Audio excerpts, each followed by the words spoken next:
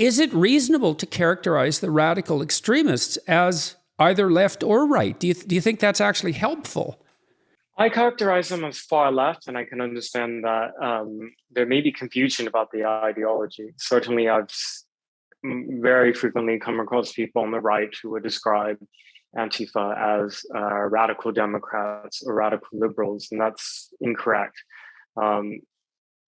I think what makes me give a partisan label to the ANTIFA ideology is because by their own admissions and their texts and the philosophers that they look to, it's this fusion of both anarchism as well as communism. So what makes them different from the traditional revolutionary communists of previous decades is that they're not looking for creating a tyrannical top to bottom state communist regime. In fact, they feel that communism failed in part because it was implemented in that way in China or the Soviet Union.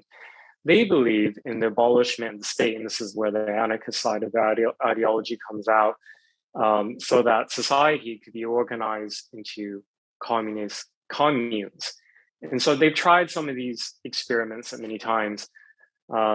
Last year, in the middle, at the height of the riots that happened in Seattle, there was the Capitol Hill Autonomous Zone, otherwise known as Chaz. And I went up there, and that was this experiment that these anarchist communists, ANTIFA, actually put into practice. They were able to force police to evacuate from a police department and then promptly took over 6 blocks of a neighborhood not that far from downtown, and they established a hard border.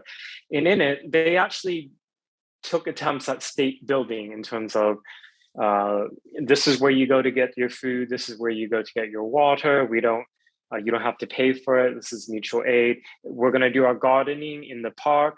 They actually try to grow fruits and vegetables. That's actually pretty funny. That's actually quite funny. The garden in the park thing, because really, that's your solution. You dimwits, that's really what you're doing.